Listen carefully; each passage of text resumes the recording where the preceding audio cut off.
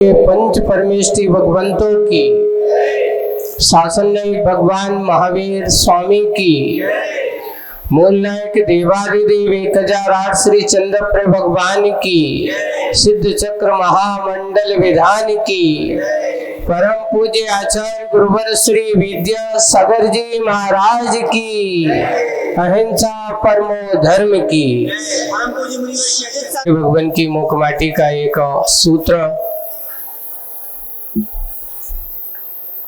कि संत समागम की यही तो सार्थकता है। संत समागम की यही तो सार्थकता है। व्यक्ति संत बने या ना बने पर संतोषी अवश्य बनता है। क्या बनता है? संत बने या ना बने, आप संतों के चरणों में पहुंचो, संतों का समागम तुम्हें मिले, और हो सकता है तुम संत ना बन पाओ, कोई बात नहीं है। लेकिन अगर संतों के चरणों में जाकर के तुम्हारे अंदर संतोष की प्रवृत्ति ना हो, संतोषी प्राणी कैसा होता है बताओ?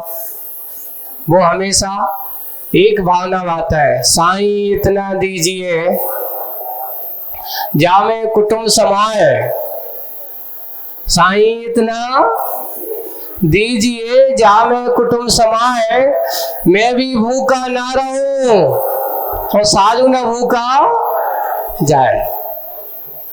ये है उस संतोषी प्राणी की भावना, उस संतोषी प्राणी की प्रवृत्ति या उस संतोषी प्राणी का जीवन। वो कहता है मुझे इतना दो कि मैं तो भूखा ना रहूं, लेकिन मेरे घर पर अगर कोई सज्जन साधु संत आए, अतिथि आए, तो मैं उस अतिथि को अच्छे से क्या कर सकूं? अतिथि संविभाग कर सकूं, उसको भोजन करा सकूं, उसका सम्मान कर सकूं, उसको अच्छे से बहुमान कर सको।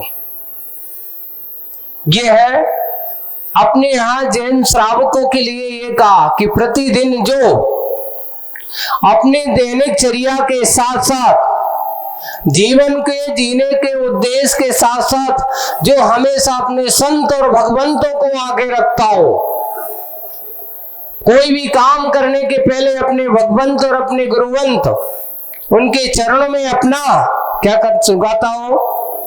सबसे पहले पंच परमेष्टि के चरणों में जिसका नतमस्तक होता है, सुबह उठते ही साथ जिनके नाम से उसकी जीवन की शुरुआत होती है,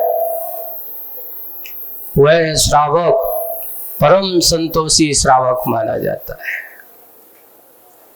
वही जीवन का सबसे बड़ा क्षण माना जाता है, उत्तम समय माना जाता है, जिस समय तुम अपने भगवंतों को, अपने अरहंतों को वहीं बैठ करके नमस्कार करते हो, उनको याद करते हो। आज आप लोगों को एक बात कहना चाह रहे हूं कि आप लोग संतोषी हो कि नहीं है? क्या संतोषी हो? संतोषी हो? कई ऐसा एक और कहता है, देखो जो संतोषी नहीं रहता है वो कहता है सबसे पहले वो हमेशा मांग, तो देखो एक संतोषी भावना की भावना है, वो तो कहता है इतना दो कि मैं भूखा ना रहूं और साधु ना भूखा जाए। लेकिन जिसके जीवन का कोई लक्ष्य नहीं है, वो कहता है साईं बगला दीजिए। क्या दीजिए? छोटा मोटा नहीं, एक दो भी नहीं, उसको तो उसकी संख्या निश्चित। एसी संग लगाए, उसको बदला है, उसको ऐसा कर दिया। बंगला भी हो तो कैसा हो? एसी। मैं सुख से जीवन जीऊं, दुनिया की क्या परवाह है। हम दुनिया का ठेका लेके तो आए नहीं है। दुनिया की क्या सोचे हैं? हमारा घर अच्छा होना चाहिए, एसी होना चाहिए, अच्छा बंगला होना चाहिए, और हम अपने सुख से जिए, दुनिया जाए भाड़ में। अगर ऐसा प्रवृत्ति वाला आदमी है तो कहा ऐसा लोभी, लालची, और उसको क्या कह सकते हैं, बहुत सारी चीजें, निस्वार्थी नहीं, स्वार्थी, परम स्वार्थी। अरे स्वार्थी बनो तो स्व के हित के कार्य भी करो। अगर आप स्वार्थी सच्चे भी देखा जाए, आजकल के जितने भी रिश्ते हैं, नाते हैं, ये घर गृहस्थी के नाते पक्के कोई सच्चे स्वार्थी तो है ही नहीं है। बेस्वार्थी काहे के हैं? कुछ मिल जाए। जबकि हमारे यहाँ आगम में आचार्यों ने लिखा, सच्चा स्वार्थी कौन होता है? तो बोले कि सच्चा स्वार्थी वह होता है जो अपने स्व के हित की कामना करे, तो उसका नाम परम स्वार्थी है। अरे स्वार्थी नहीं, परम स्वार्थी बनो। क्या करना है? स्वहित की भावना अगर तुम्हारे मन में है, स्वहित के कल्याण की भावना अगर तुम्हारे मन में है, तो आप परम स्वार्थी हो। लेकिन स्वहित की भावना ना हो करके विषय कसायों की भावनाओं को लेकर के तुम स्वार्थी बने हो। उनने हमें ऐसा नहीं दो, उनके ते गए थे, हमारा कच्ची पूछ फर्क नहीं भाई। अरे भाई ये स्वार्थी, ये स्वार्थ तुम्हारे लिए कसाय का कारण है। आज सिद्ध चक्र विधान में आप सब लोग यहाँ बैठे हो और भावना भा रहे हो, कर रहे हो, मूक माटी के बारे में भी सोच रहे हो। मूक माटी में जगह जगह एक ही बात आप लोगों को मिलेगी कि बंधु, ये संसार में कहीं यथार्थता अगर कहीं है तो दुनिया के इस राग रंग में नहीं है, दुनिया के राग रंग से हट करके अपने थोड़े से अंतरंग जीवन में उतरने में ही है। आप किस दिशा में आपका चलने का उद्देश्य है, या किस दिशा में अपने आप को बढ़ाने का उद्देश्य है? हम लोगों के इतिहास को पढ़ते हैं, तीर्थंकरों के इतिहास को पढ़ते हैं, और बड़ी बड़ी कथाओं को चरितार्थ करते हैं, सिद्ध चक्र विधान करते हैं, तो सब लोग मेना सुंदरी को याद करते हैं। हम मेना को, सुंदरी को नहीं। अब लेकिन नाम बड़ा पढ़ा जाता, मेना सुंदरी एक साथ पढ़ गया वो, लेकिन सही कथा के लिए मेना अलग है और सुंदरी अलग है ना।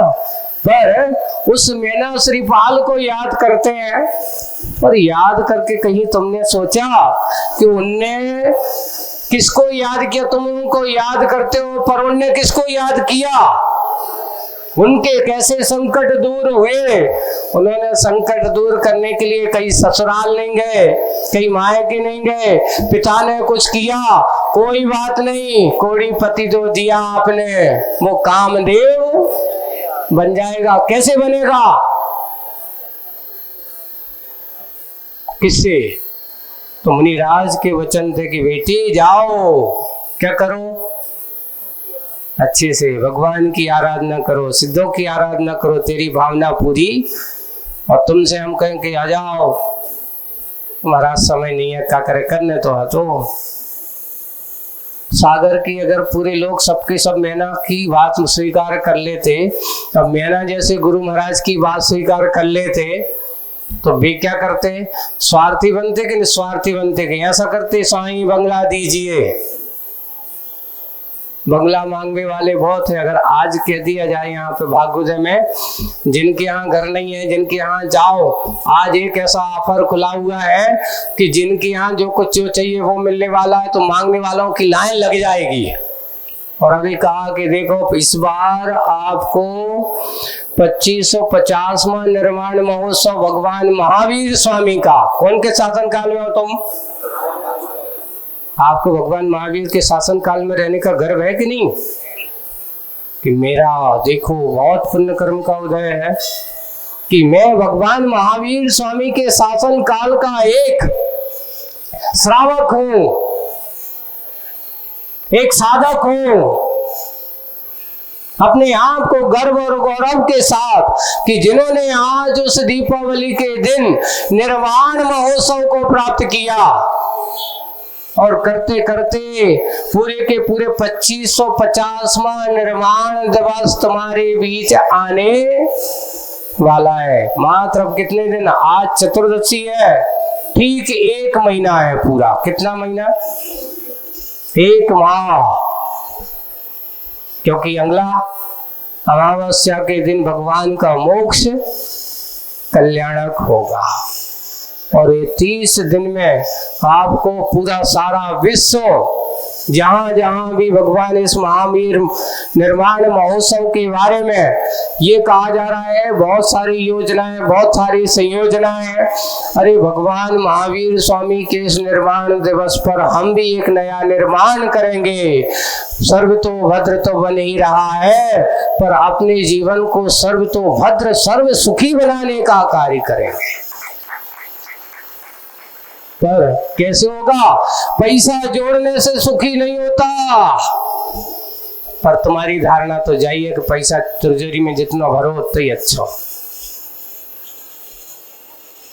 कितना भरोगे? कितना भर करके ले जाओगे? कब तक भरते जाओगे? पर देने वाला जितना देता चला गया उतना ही और भरता चला गया। आचार्य ऋषि के उस बात को देखा है कि आचार्य ऋषि कहते हैं बुंदेलखंड तो गुदड़ियों का लाल है। काय का लाल है? गुदड़ियों का लाल। गुर्दी का लाल समझते हो? दिखने में ज्यादा हीरो फीरो नहीं लगता, ज्यादा चमक दमक यहाँ नहीं देखती। यहाँ की चमक दमक आदमी के जीवन कपड़ों में नहीं दिखेगी, यहाँ के व्यक्तित्व में दिखाई देती है। काय में दिखाई देती है? उसी का परिणाम है कि आचार्य श्री ने इन गुदड़ियों के लाल को चमका चमका करके आज बुंदेलखंड को संयम के रत्नों की खान बना दिया। सागर जिला, जहां कभी मुनि महाराजों के दर्शन होना मुश्किल होते थे, आज सबसे ज्यादा मुनि महाराज अगर बुंदेलखंड में है तो सागर जिले के सबसे ज्यादा मुनि महाराज है। सबसे ज्यादा मुनि महाराज आचार्य के साधक गण, दीक्षा लेने वाले और आरिकाएं सब मिलाकर के देखा जाए तो आचार्य का 1/3 भाग सागर जिले से भरा हुआ है। अब आप सागर वालों, भगवान महावीर के वंशज हो तो भगवान महावीर के ऊपर गर्व और गौरव की बात समझने वाले हो,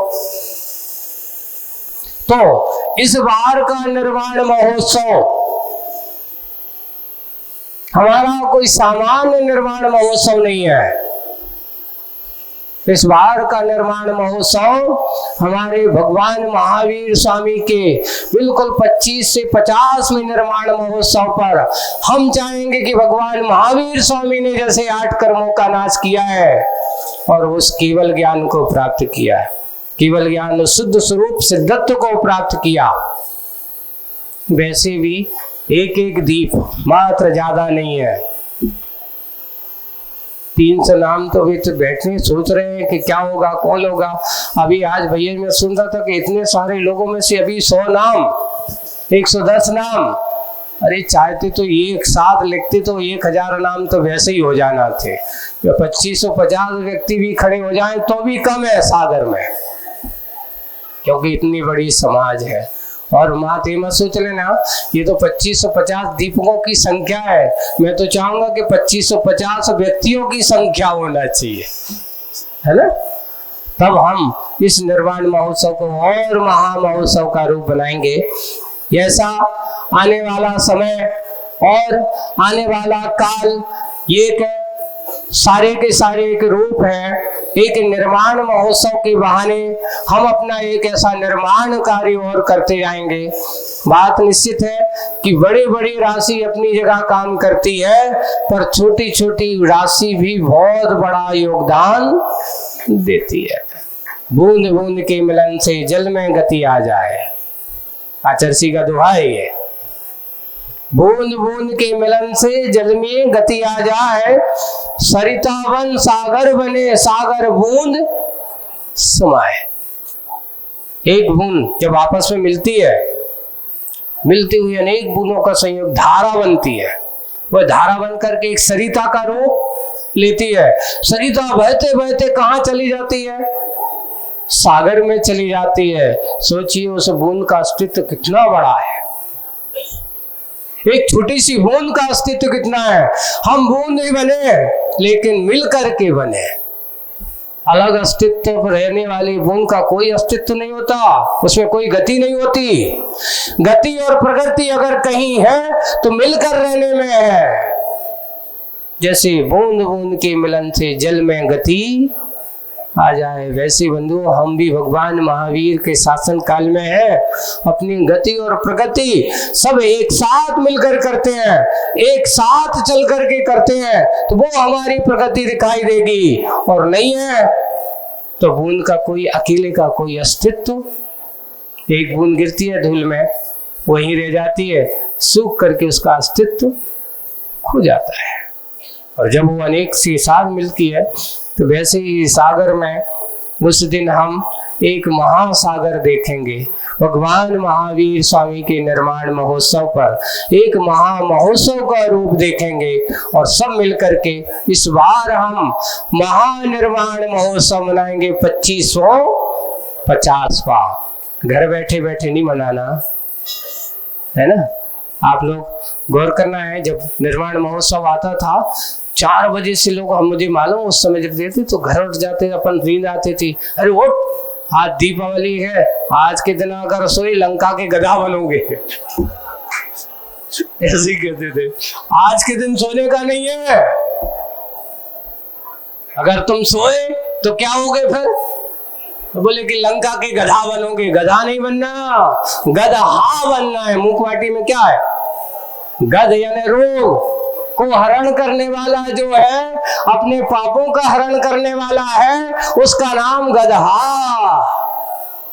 अच्छे गदहा बनना है, जीवन अच्छा बनाना है, सुंदर बनाना है। हम उस दिशा की ओर बढ़ेंगे। इस बार का निर्वाण महोत्सव हमारा एक नई रूप में आना चाहिए, क्योंकि आज आप लोगों का सिद्ध चक्र विधान बड़ा है और कल भी बहुत बड़ा रहेगा, परसों भी बहुत समापन का कार्य रहेगा। इतना ही कि हम इस माध्यम के यही कहना चाहूंगा कि अपने जीवन को एक नए दिव्य प्रकाश में बनाना है। भगवान महावीर स्वामी ने उस दिव्य प्रकाश को प्राप्त किया, केवल ज्ञान को प्राप्त किया, निर्वाण को प्राप्त किया है। भगवान हम भी उसी लाइन के थोड़े से आपके वंशज हैं, ऐसा कहना। आप अपने आप को सुनील मोदी और ये मत समझना, बजाज आजाद जो भी हो ये मत कहो। सबसे पहले तुम अगर कोई हो तो भगवान महावीर स्वामी के वंशज हो। कौन हो? बाद में और कोई दूसरे हो, ये तुम्हारी खानदानी पहचान है।